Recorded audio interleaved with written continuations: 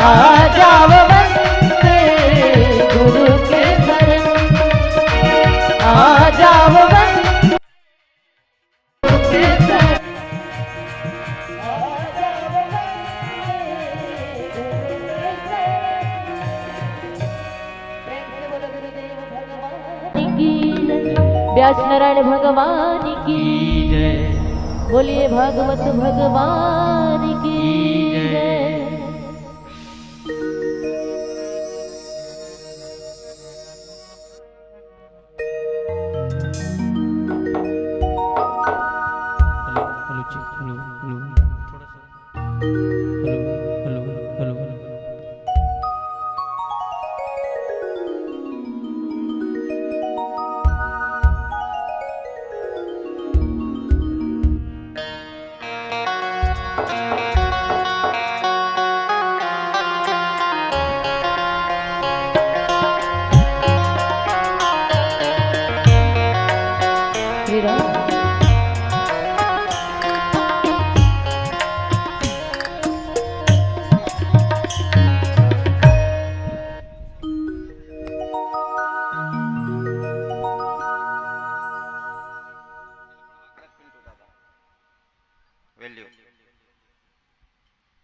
प्रेम से बोलो वृंदावन बिहारी लाल की, श्री राधा रमन सरकार की जय, पूज्य श्री व्यास नारायण भगवान की जय, श्री सुखदेव भगवान की जय, श्री सुखदेव महाप्रभु की जय, श्री सूत जी महाराज की जय, धर्म की जय हो, अधर्म का नाश हो, प्राणियों में सद्भावना हो, विश्व का कल्याण हो, गौ माता की जय हो, गौ हत्या बंद हो, अपने अपने वंदनीय गुरु माता पिता की जय हो, नमः पार्वती पते हर हर महादेव। हरि ओम। वराहपीडं नटवरवपो कर्णयोः कर्णिकारम् बिभ्रदवाशः कनककपिशं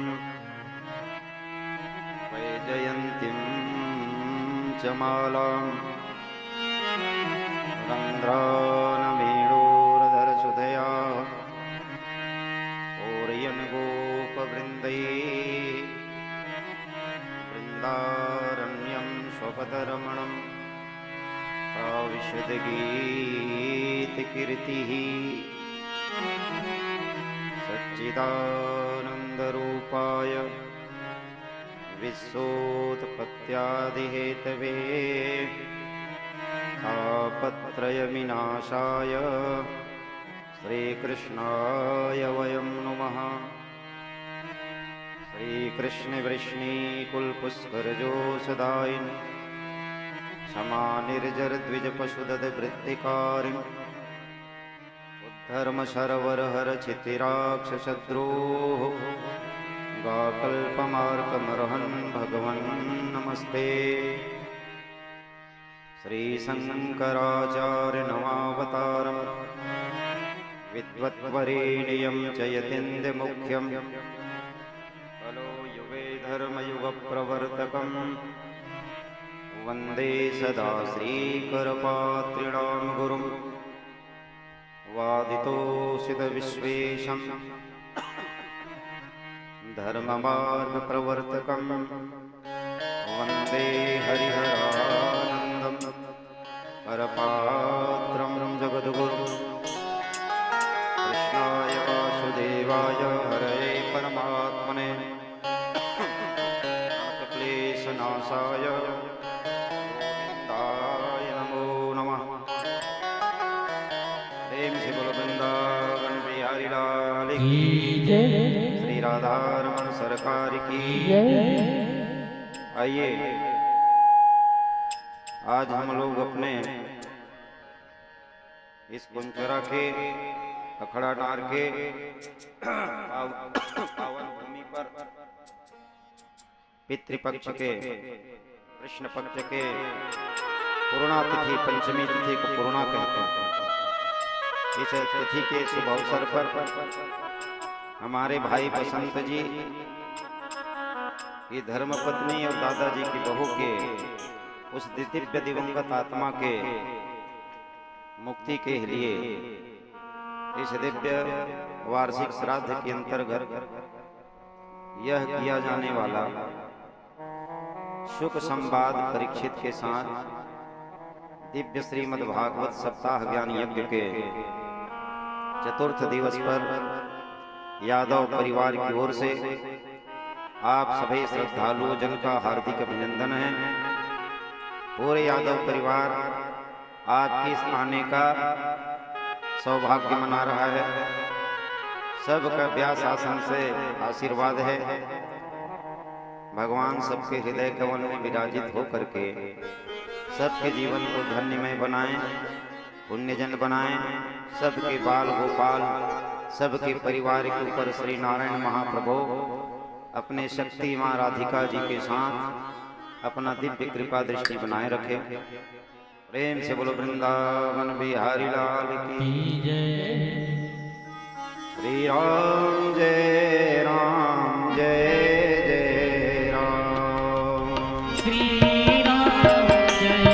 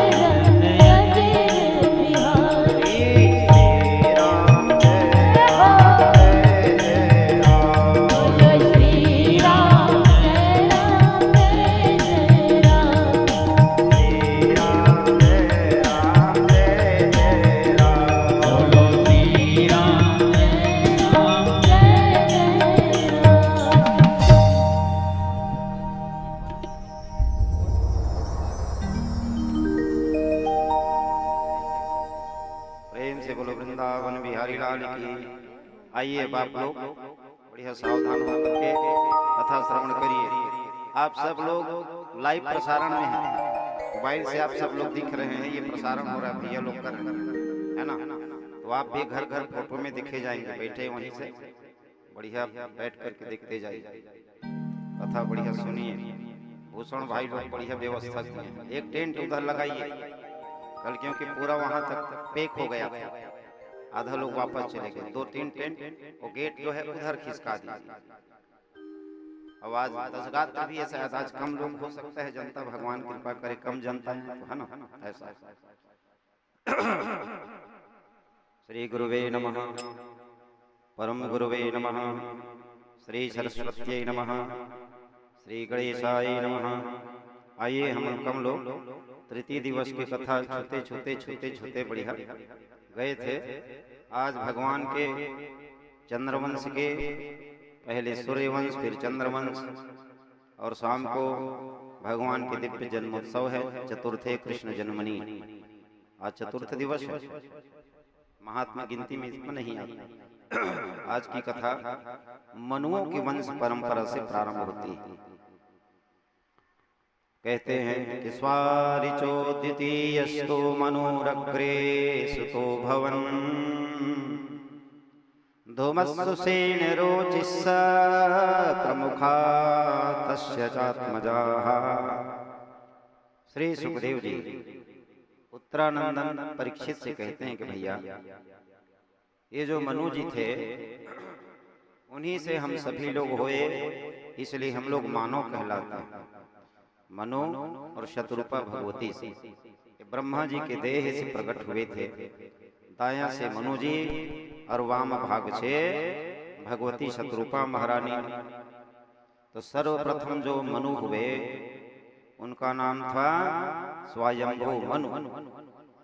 दूसरा मनु हुए इन्हीं के पुत्र जिनको कहते हैं स्वारिचिस मनु। तीसरा भी मनु हुए वो महाराज तानपाद के पुत्र थे जिनका नाम था उत्तम।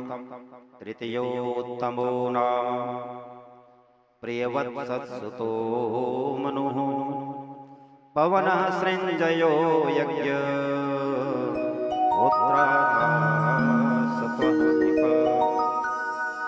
तो जो तानपाद के भाई था प्रियवत, उनका पुत्र उत्तम मनु बने। हर मनु में मनवंतर में अलग अलग मनु होते हैं, अलग अलग ऋषि होते हैं, अलग अलग देवता हुआ करते हैं। चौथा मनु तामस का राज्य था। कुल 14 मनु होते हैं मनवंतर। अभी जो मनु और मनवंतर है वो सप्तम मनवंतरे अष्टाविंशत युगे तत्कल प्रथम चरणे जम्बूद्वीपे भरतवर्षे भरतखंडे। तो अभी जो है वो सप्तम मनवंतर है, 7वां मनु। तो जो चौथा थे कौन थे? बोले तामस। यही जब तामस जी महाराज का जब मनवंतर था, ध्यान सुनने, 3 कल्प होते हैं। इन कल्पों के एक एक कल्प के 12 भेद होते हैं। तो 12 दिया 36, 3 कल्प होते हैं। पद्मकल्प, ब्रह्मकल्प, वाराहकल्प।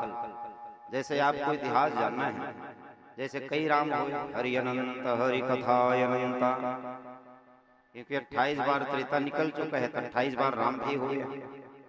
तो कौन से युग में, कौन से त्रेता में, कौन से कलयुग में, कौन से द्वापर त्रेता इत्यादि में कौन ऋषि इंद्र बने, कौन व्यास बने, ये जब तक आप मनु को नहीं जानेंगे, कल्प को नहीं जानेंगे, तब तक आप कथा से विचलित हो जाएंगे।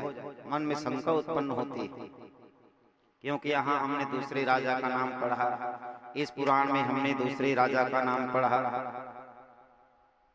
तो जब तामस नामक मनु का राज्य था, उसी समय ग्रह और राह का युद्ध हुआ था।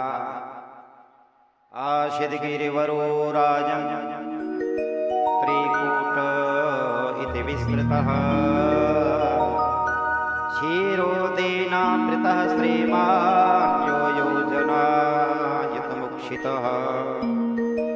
कहते हैं कि क्षीर सागर में एक त्रिकूट नामक विशाल पर्वत था। त्रिकूट नामक एक विशाल पर्वत था। वह श्रेष्ठ पर्वत अति प्रसिद्ध था, बड़ा सुंदर था। उनकी जो शिखर था वो आकाश जैसे गगनचुंबी था। जैसा लगता का ऐसे लगता था जैसे आकाश को छू लेगा, ऐसा ही था।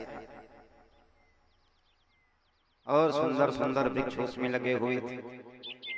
उसी त्रिकूट के तराई पर भगवान श्री वामन जी के एक ऋतुमान नामक दिव्य सरोवर था और उसमें चूतई प्रियालय पनसई रामवे रामभ्रत कैरपी क्रमो कै नारिके रस्यई खरजूरे बीज पूरकई।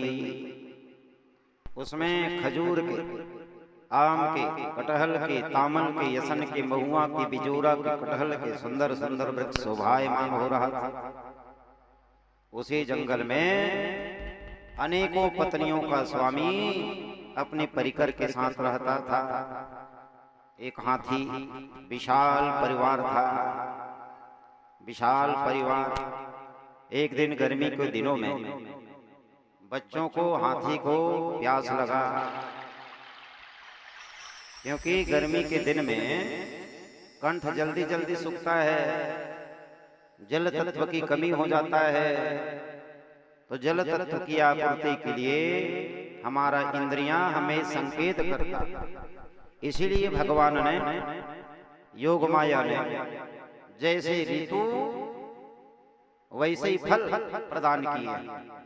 गर्मी के दिनों में देखो जल तत्व से भरा हुआ फल, खीरा है, ककड़ी है, अमरूद है नहीं, बड़े बड़े सुंदर जल तत्व से भरा हुआ। ठंड के दिन में देखोगे तो जो शरीर को हिट करे, गर्मी करे, बादाम इत्यादि ये उसी दिन में फलते हैं, काजू उसी दिन में। ठंड के दिन, बरसात में अलग मौसमी फल आ जाता है। ये प्रकृति ने हमें प्रदत्त किया है, प्रकृति का हमारे लिए वरदान है। जैसा ऋतु वैसे ही फल। तो प्यास के कारण हाथी जल के तलाश में वही ऋतुमान नामक पर्वत में आ गया। तो कहते हैं कि तैत्रदा तद्गिरिकाननाश्रयः कैर्भिर्वारणयोऽथ पश्चरन् सकण्टकानकीचकवेणुवित्रवत् विशाल्यगुल्मं प्ररुजन्म वनस्पतिम्।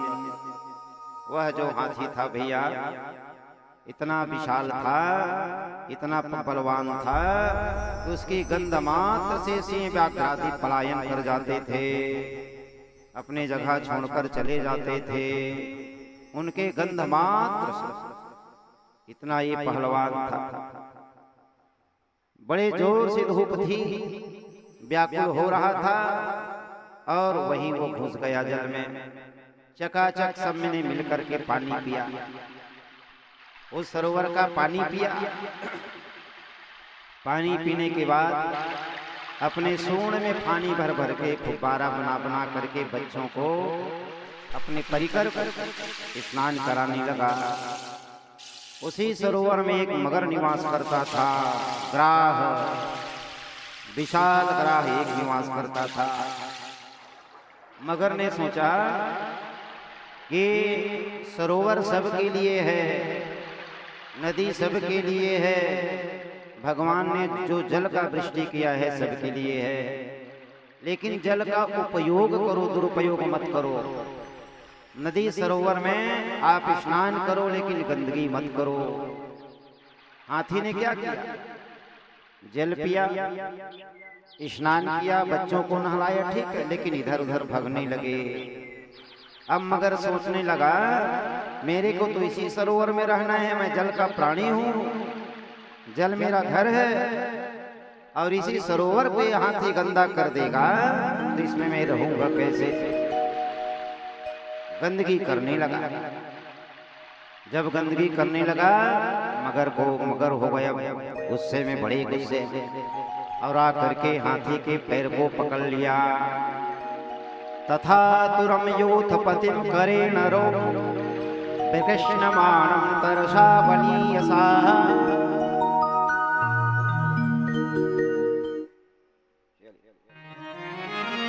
कितना बलशाली था। यथा बलं सोति बलो विचक्रमे यदृक्ष चैवं व्यसनं ततो गजो। ये बड़ा बलशाली था भैया। कौन? हाथी? बोले मगर भी, ग्राह भी वैसे ही बलशाली था, बड़े बलशाली ये जो मगर था। तो बड़े बलशाली कहते हैं कि समा सहस्त्रम व्यगमन नहीं पते। कितना दिन तक? आज की परिभाषा से देखा जाए तो 1000 वर्ष बीत गए लड़ते लड़ते। क्योंकि हमारे और देवताओं के दिनों में बहुत अंतर होता है। हमारा 12 घंटा का दिन और 12 घंटा का रात, और देवताओं का 6 महीने का दिन और उतने ही महीना का रात। ये हमारे मृत्युलोक। चंद्रलोक में जाओ तो 14 दिन की रात और 14 दिनों का एक दिन होता है। यहाँ जैसे 12 घंटा का होता है, तो वहाँ चंद्रलोक में 14 दिनों तक रात रहता है और 14 दिनों तक दिन रहता है। तो आज की दृष्टि से 1000 वर्ष बीत गए, दोनों जीते नहीं। धीरे धीरे धीरे हाथी अब मन में विचार करने लगा कि मैं अब बचने वाला नहीं। हाथी सोचने लगा बचने वाला। इनके परिवार के लोग धीरे धीरे पलायन करने लगे।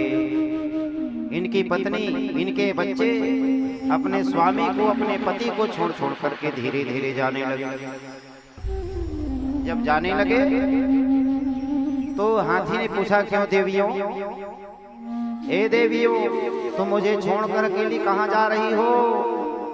बोले क्या बताएं स्वामी, हमने आपको छुड़ाने का प्रयास किया, क्योंकि अपने अपने सुण में सुण लगा करके उस गजेंद्र को बचाने का प्रयास किया, लेकिन कोई नहीं बच पाए। ये नहीं बचा पाए अपने स्वामी। तो अब हम जा रहे हैं, कितने दिन तक भूखे लड़े? हम भूख से मर जाएंगे महाराज। सज्जनों, हाथी को वैराग्य हो गया। इसी बच्चे के लिए, इसी अपनी पत्नी के लिए मैंने बड़े बड़े वृक्षों को धराशायी कर दिया। मैंने बड़े बड़े वृक्षों को गिराया डगाल पत्ता खाने के लिए। वह घाव मेरे पीठ में आज भी है, सूखा नहीं है। इन्हीं बच्चों परिवार के लिए, परिकर के लिए वह घाव आज भी है। अब ये मुझे छोड़कर चले जा रहे हैं। हाथी कहने लगा, कस्य माता पिता कस्य, कस्य पुत्रो सहोदरा, कस्य माता पिता कस्य, कस्य भार्या सहोदरा, कालेन संबंधः का कस्य परिवेदनः। हाथी सोचने लगा, कौन किनके माता, कौन किनके पिता, कौन कितनी पत्नी, कौन किसके पुत्र, ये सब कालेन सह संबंध। ये कुछ समय के लिए कोई पति बन जाते हैं, कोई पुत्र बन करके आता है, कोई पत्नी, कोई माता, कोई पिता। कालेन सह संबंध का कस्य परिवेदनः। हाथी को वैराग्य हो गया भैया। सब लोग चले गए, पलायन हो गए। हाथी डूबने लगा। जब हाथी डूबने लगा तो क्या हुआ? बोले अपने सुण में, उसी सरोवर में जो कमल था इधर उधर बिखरा था युद्ध के कारण,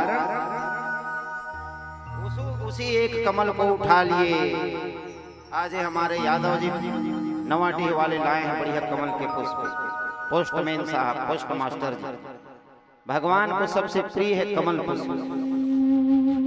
कमल पुष्प भगवान के, कमल नेत्र, कमल उनके नाभि से निकले भगवान। बड़े बड़े काम और आपको पता है ये जो कमल का पुष्प है ये 5 दिन तक घर में रख लो बासी नहीं होता। पंकजम पंचरात्रेण दशरात्रेण बिल्वकम एकादश रात्रो तुलसी नाच पर्योसुता भवे। पर्योस कहते हैं बासी। कमल का पुष्प 5 दिन तक बासी नहीं माना जाता। दशरात्रेण बिल्वकम, आप कहीं बिल्व पत्र को तोड़कर लाए हो तो 10 रात तक बासी नहीं माना जाता। एकादश रात्रो तुलसी, 11 दिन तक तुलसी के पत्र रख लो बासी नहीं माना जाता। ना चा पर्युषिता भवे, लेकिन तोड़ने का भी विधि है शास्त्र में कि पुष्प को कब तोड़े कैसे तोड़े। अगर उस विधि के अनुसार आप लाए हो तो बासी नहीं माना जाएगा। जैसे कई लोग कहते हैं कि महाराज बिना नहाए तोड़ना चाहिए कि नहा के तोड़ना चाहिए। कई लोगों के मन में शंका होता है कि भगवान के लिए ले जाते हैं, तो कोई लोग बिना नहाए भी तोड़ लेते हैं और कई लोग नहा के तोड़ते हैं। लेकिन शास्त्र कहता है, शास्त्र में एक परिभाषा है, सूत्र है कि देवता तन्न गृह्णन्ति पूजा भवति निष्फलः। कहीं आपने देवता तन्न गृह्णन्ति, इसका अर्थ क्या है? देवता ग्रहण नहीं करते और पूजा भवति निष्फलः, आपका पूजा निष्फल हो जाता है। कब? जब आप बिना नहाए फूल तोड़ेंगे तब। लेकिन ऐसे स्थान पर भी हमें जाना पड़ता है पुष्प चयन के लिए, जहां पर गंदगी होता है तो ऐसी जगह को बिना नहाए तोड़ो और अच्छी जगह के पुष्प को नहाकर तोड़ो, नहीं तो देवता तन्न गृह्णन्ति पूजा भवति निष्फलः, आपका पूजा निष्फल हो जाएगा। भगवान गजेंद्र ने एक अपने सोड़ में कमल रखा, वही लड़ते लड़ते कहीं से पुष्प मिल गया सरोवर में, कमल का कमी थोड़ी, रख लिया। और शंकर जी, ब्रह्मा जी, कुबेर, यम, अग्नि, गंधर्व, अप्सराएं और इंद्रादिक देवता स्वर्ग में जाकर के आकाश में आकर के खड़े हो गए। सोच रहे थे कि हमारा नाम लेगा तो कूद कर करके जा करके ग्राह से गजेंद्र को का रक्षा करेंगे। ये अभिमानी देवता देख रहे थे हमारा नाम लेगा तभी जाकर पुकारेंगे, बताएंगे, बचाएंगे। है तो क्या किया? एक कमल लेकर के सुन को आकाश की ओर ले गया और नमो नमस्ते अखिल कारणाय निष्कारणाय अद्भुत कारणाय सर्वंगमनाय महार्णवाय नमोपवर्गाय परायणाय। गजेंद्र स्तुति करने लगा, हे प्रभु नमो नमस्ते अखिल कारणाय, हे गोविंद आप कारणों के कारण हैं, आप अखिल ब्रह्मांड के एक ही नायक हैं, आप सबके मूल कारण, आपका कोई कारण नहीं। आपके कारण होने पर भी आप में विकार या परिणाम नहीं होता, इसलिए आप अनोखे हैं। मैं आपको प्रणाम करता हूँ।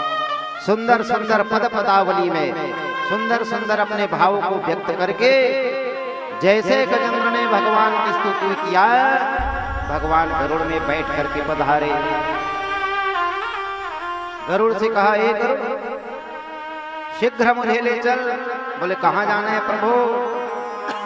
बोले त्रिकूट पर्वत पर जाना है। त्रिकूट पर्वत पर जाना है, मुझे वहीं पर ले चलो, त्रिकूट में जाना है। बोले क्या कितना गति से जाना है? बोले गरुड़ तेरा गति तो बहुत तेज है, लेकिन आज मन की गति से तुझे चलना पड़ेगा भैया। मेरा भक्त का सवाल है, मन के गति, मन की गति मतलब आप यहाँ पर बैठे हो, 1 सेकंड में आपका मन भारत के हर कोने से विचरण करके आ जाएगा। वृंदावन के दर्शन कर लो, ठाकुर जी के, विश्वनाथ के बनारस में, जगन्नाथ महाप्रभु के जगन्नाथ में, विश्वनाथ की काशी में 1 सेकंड नहीं लगता। वही गति से तुम्हें चलना है, मन की गति से जाना है, मन की गति से जाना। तो कहते हैं एवं गजेन्द्रमुपवर्णित निर्विशेषम ब्रह्मादयो विविधलिंग भिताभिमाना। सज्जनों, एवं गजेन्द्रमुपवर्णितम निर्विशेषम ब्रह्मादयो विविधलिंग भिताभिमाना। ब्रह्मादि देवता अभिमान होकर के खड़े थे। भगवान ने कहा क्यों रे ब्रह्मादि देवता, वहां गजेंद्र मर रहा है, तुम बचाने के लिए नहीं जा सकते? बोले महाराज हम लोग देख रहे हैं कब हमारा नाम ले तो कूद करके जाए।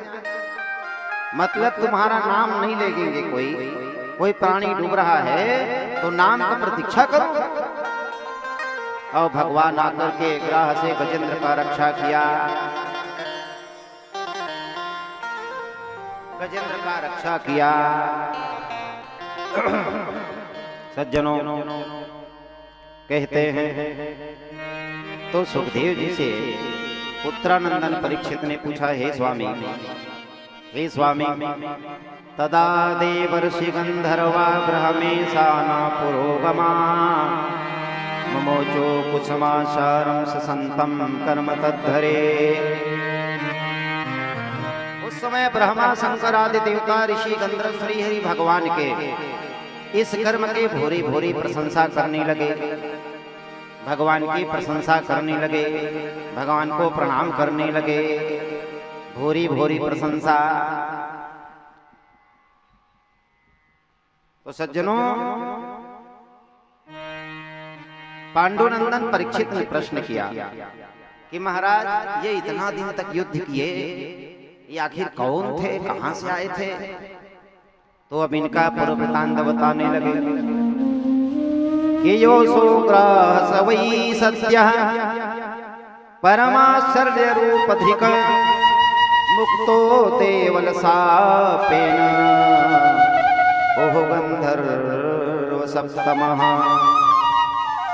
यह जो ग्राह था ये पिछले जन्म में गंधर्व था, इसका नाम था हो। हा हा हो, जैसे लीला में जोकर देखते हो ना, हंसाने का काम करते हैं, हा हा हो। ये विनोद करते थे, सबको हंसाया करते थे, हा हा हो। एक देव कुंड देवल सापेन हो गंधर्व सप्तमः, हो नामक 7वां गंधर्व था। एक दिन देवल नामक ऋषि इसी पितृ महिमा इसी पितरपाक में अपने पूर्वजों को तिलांजलि दे रहा था, अंजलि से जल प्रदान कर रहा था।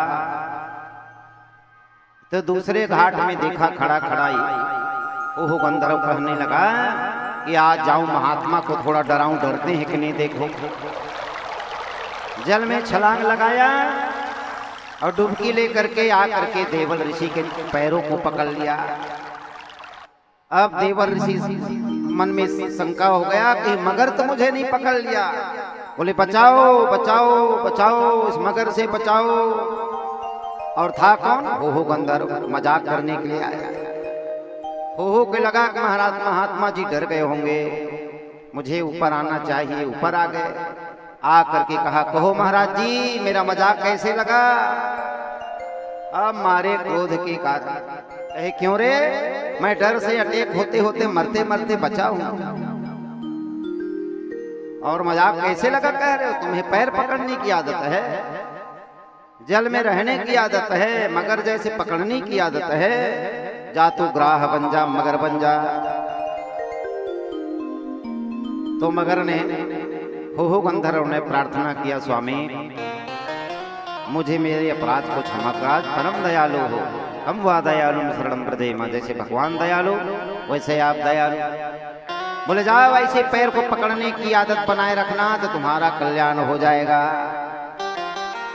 बस पैर को पकड़ने की आदत डालना।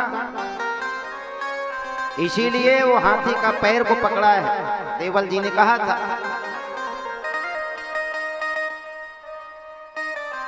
हमारे स्वामी जी बनारस में एक चौपाई कहते थे कि पाप करे प्रभु जी मिले। ध्यान देना, पाप करे प्रभु जी मिले, पाप करे सुख होए, पाप करे मुक्ति मिले, तो भैया पाप करे सबको। एक बनारस जी के एक संत कहा करते थे, इसी को आज जो बड़े बड़े टीवी में विद्वान लोग भी करते रहते हैं। तो आप बताइए, पाप करने से प्रभु जी मिलेंगे कि पाप करने से मुक्ति मिलेगा? पाप करे प्रभु जी मिले, पाप करे सुख होए, पाप करे मुक्ति मिले, तो भैया पाप करे सबको। अभी कह रहा है कि पाप से मुक्ति होता है, पाप से ईश्वर प्राप्ति, पाप से सब कुछ संभव है। और हमारा शास्त्र कहता है पाप मत